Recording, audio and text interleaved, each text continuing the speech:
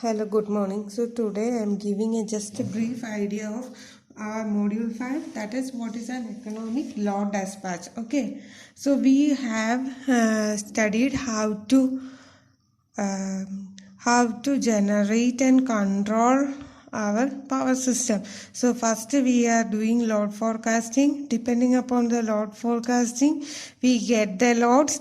Then with reference to the loads or to satisfy the loads, we are giving steady state analysis, and we will find out the current and voltage and the power ratings that is to be generated to maintain a constant voltage or the standard voltage at each substation bus bar or to near the all the customers. So first we will do the forecasting, then we will plan how we can dispatch to the required load. Okay, but here our topic is economic load dispatch. Economic load dispatch means we should dispatch with economic consideration, that is with reduced cost. With the reduced cost we have to dispatch power to our load. Okay, so what is the main aim of economic load dispatch? That is, we have to return the investment. We have to return a profit. How can we return the investment? That is by means of profit. Okay, so the main aim is to return a profit on the capital invested. So this should be done by economic operation. That is, for the capital invested, we have to provide some fixed charges, isn't it? Our energy charges consist of some fixed charges and a variable operating charges, isn't it? Variable charges are operating charges, which mainly deals with the fuel cost, maintenance and all those things, whereas losses and all those things, whereas the fixed charges are distributed by the regulatory bodies to recapture the capital invested. Okay, so in order to ensure economic load dispatch, we have to give priority to the priority to the conservation of the fuel, and we should also produce enough electric power to supply the load. Okay, so both should be there. That is, we have to reduce this fixed charge, and also we have to reduce the operating charges. Okay, operating charges mainly deals with the fuel charges, maintenance cost, operating cost for the or salary for the operating persons. Then what are the other operating costs? It comes like this: a variable cost, operating cost, or I should say variable cost, and this is the fixed cost, which is usually mainly to give to recapture the capital invested. Okay, so economic load dispatch means we have to increase our efficiency or maximize our efficiency by minimizing the cost of each unit of energy at the consumer end, as well as we have to decrease the cost of the company for delivering that power for each unit. Okay, so we have to consider both the ends. That is, we have to consider the producer end as well as the consumer end. Presently, we are merging this and we are calling it as prosumer. Prosumer means one produces and consumes. For example, in our solar installed in our rooftop, solar installed in our home. So this from the solar cells we are getting electricity. Then if it is in excess, then we can give it to the grid, that is a producer plus consumer. This is the present term, but we were discussing on economic load dispatch. So in an economic load dispatch, we have to consider both the phases, producer as well as consumer. So the producer should get the profit for the capital invested by, how can it, by reducing the cost of delivering power per unit of energy, whereas the consumer should also get profit by minimizing the cost of each unit of energy purchased. Okay, so we have to consider these two phases. Okay, so and we are considering these two producer and consumer, these two people, and we have to operate our power system. Okay, so our power system operational economics. Our power system operational economics consists of two parts. First main important is we should have an economic dispatch. That is, the generating stations or the producers should minimize the cost of generation of energy or minimize the cost of power production, as well as the consumer should get it in a minimum cost. How? So that the transmission line or transmission company should minimize the losses. Okay, so the operational economics deals with the two main steps. That is, first we should have an economic dispatch. That is, the function is minimize the cost of production. We have to minimize the cost of production. Then in the second step, what is it? We have to minimize the losses while transferring this power. Okay, so we have to minimize the losses while delivering the generated power to the load. Okay, so first we are considering this step, that is economic dispatch. So that is our module, economic load dispatch. So economic load dispatch or economic dispatch, what is it will do?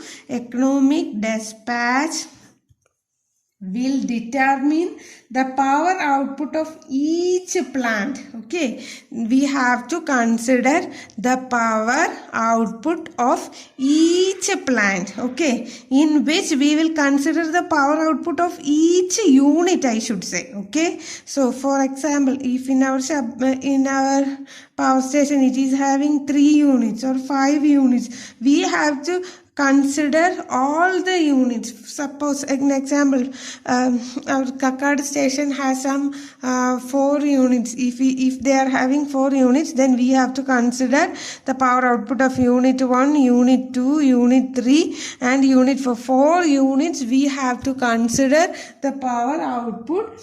And we have to also consider the cost of power production. Okay, cost of fuel. Since Kakad is a hydel station, the fuel cost will not be there.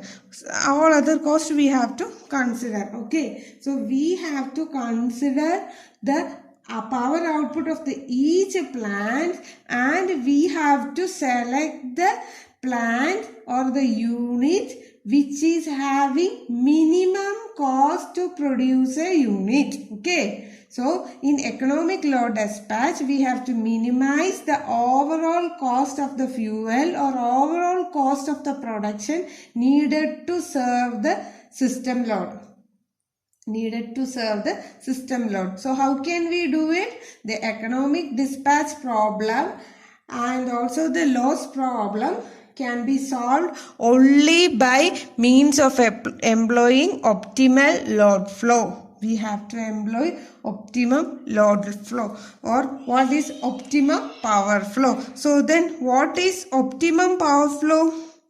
Optimum power flow method. Okay, so what is optimum power flow? Optimum power flow method, or usually we are programming it is. Okay, so optimal power flow program is a sequence of conventional neutral Raphson power flow calculations in which all the controllable parameters are automatically adjusted to satisfy the network constraints while minimizing the main objective function. What is the main objective function? It is the minimizing the cost of production. So cost function, minimizing the cost function is the main function for this optimization problem, subjected to we have equality constraints and as well as inequality constraints. So what are the equality constraints? That is power balance equation. We know generated power should be equal to losses plus demand or load. And what are the inequality constraints? That is the voltage of each bus should be VI minimum should be less than or equal to VI less than or equal to VI maximum, which means that the voltage at each bus should be within the tolerable limit. Similarly, the power also should be within a limit, and there will be a maximum or minimum limit for the active power flow as well as reactive power flow. These are the These are the network inequality constraints to be satisfied. Okay, so what is an optimum power flow program? It is a sequence of conventional Newton-Raphson power flow calculations which we have already discussed in our module 3, and this is a sequence of this conventional Newton-Raphson power flow calculation in which all the controllable parameters are automatically adjusted to satisfy the network constraints, and also it should satisfy the main objective function, that is we have to minimize the cost of production. Okay, so how can we do an optimal power flow program? That we have to discuss in different steps. So I am writing how can we solve the optimum power flow program. That is, first we have to go for economic schedule. Okay, first we have to find out the economic scheduling. That is the first step we are going to study. Okay, so within a plant, for each unit, what are the costs for each unit or for each loading of a system? What is the cost of production of energy, or what is the cost of production of power? That we have to find out. So first step we have to do is economic scheduling. So economic scheduling means we have to find out the cost of power production cost for each unit, for each generating unit per kilowatt energy. Okay, per kilowatt hour, that we have to find out, and we have to use the least one. We have to select the plant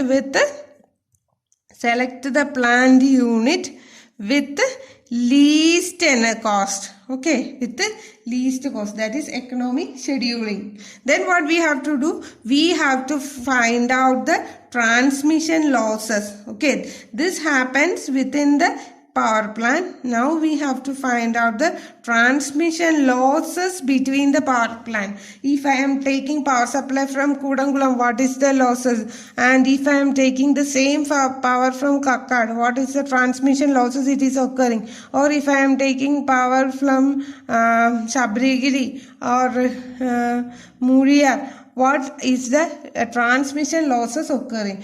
So we have to formulate the transmission losses. That is the second step. First we have to find out what is the cost of power production in each unit in a generating station. Second, we have to find out the transmission losses.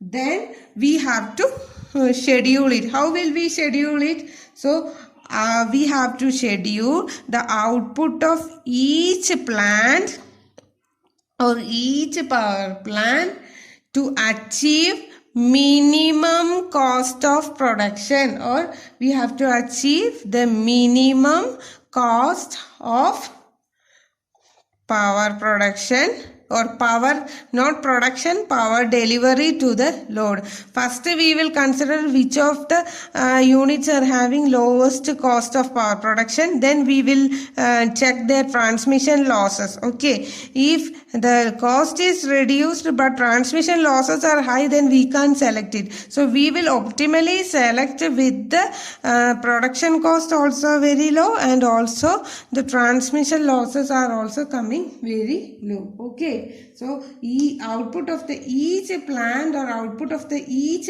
plant, output of each unit in the plant of a system is scheduled to achieve minimum cost of power delivered to the load. Okay, then how can we use it? Then we will schedule it. Then we will go for unit commitment. We will assign this generating station unit will generate power for this much amount of time. Okay, so before we are going for unit commitment, we have one more control, that is AGC, automatic generation control, which we have discussed in our 4th module. What is this? We have to ensure the load generation balance in the power system. So next we have to give automatic generation control so as to ensure generation load balance. We know that equation, isn't it? We have already discussed it. Okay, so AGC helps to ensure the generation to load balance, so that why should we do this? We have to keep our frequency constant. So the automatic generation control will ensure the generation to load balance, so that the system frequency will remain as close as to the nominal value. And now with this also, now we have to go for unit commitment. This can be movable.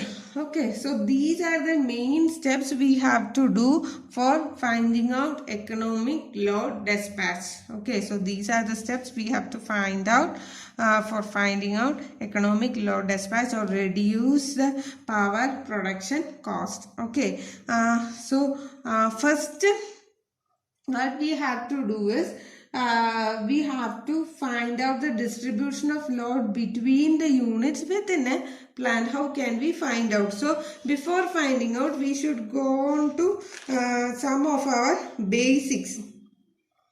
That is, what is the production cost? How will we find out the production cost? Okay, for example, if I am having a thermal power plant,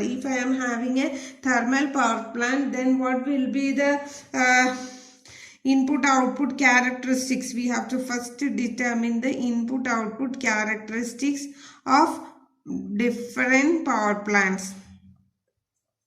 Okay, so if we are discussing on the input output characteristics of a different power plant, first I am going to take our thermal station. So if I am taking the thermal station, what will happen? If I am increasing the power, if we are increasing the fuel input, then what will happen? In the thermal station, the power output will also be increased, isn't it? If this is the power output in megawatt and this is the fuel input, how will we write the fuel input? That is in kilocalories per hour, isn't it? So if we are increasing in the power input, then power output will also be increased. This is a non-linear increase for a thermal unit. Okay, and what we have to discuss is, our main aim is to minimize the cost. So if I am drawing the cost, depending upon the cost, that is cost of the fuel. Cost of the fuel means rupees required per hour. Cost of the fuel is rupees required per hour, or the cost of the fuel per hour. And we are plotting it with output. Okay, so we have, for this much of output, what is the minimum cost? Like that, if I am writing, then for a thermal power plant, what will be the cost? The cost will be very high, because this will be a non-linear because in order to increase more and more power, we have to add more and more coal. I am taking thermal power station. If the input is coal, then we have to add more and more coal. So this cost curve is a non-linear curve and it is increasing. Same with the nuclear also. Nuclear, it will be highly exponential. Okay, so the nuclear also. But whereas for our hydel stations, what will be there? For the hydel or hydropower plants, the incremental fuel cost or the fuel cost per hour. Is there any fuel cost for a hydel power plant? No, because water is free only. So the variation is linear. This is non-linear, but here the variation will be somewhat linear. Fuel cost per hour and per power output per megawatt. This is not like an exponential curve, but it is a linear curve because the operational cost is very less. That we have to consider. So in short, the nuclear power stations, the operating cost is very high, and also we should consider one shutdown, we have to reoperate it. One shutdown, we have to reoperate it. So we need cool off time like that, isn't it? For considering, first we have to heat it, then we like that we have to produce electricity. That cooling time and all those things are required for this thermal and nuclear also. Nuclear power plant, one shutdown, then it will take a lot of time to regain to its operating condition. So this cannot be turned off suddenly. Same as the thermal station also. We are using coal to produce heat. Then this heat will convert water to steam, and this high pressure steam is used to rotate the turbine, and because of the rotation of the turbine, electricity is produced at the output of the alternator. So if the thermal station is shut down, then first it will need some cool time to produce this steam. Then what we need is we have to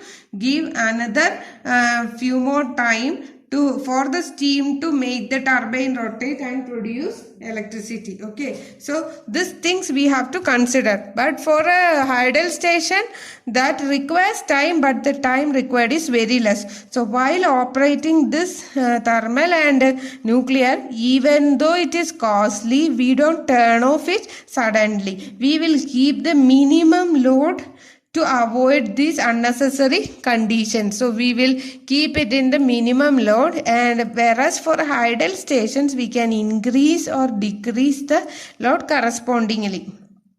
Okay, so minimum load, even though the hydel is economic, but we will give priority to thermal stations, because if it is completely turned on, we cannot turn it again. Okay, if it is completely turned off, then we cannot turn it again very fastly. So we will keep it in the base load condition or low load condition. And for the peak time, we will employ those units with a higher energy production cost. Okay, all these factors are required to be considered for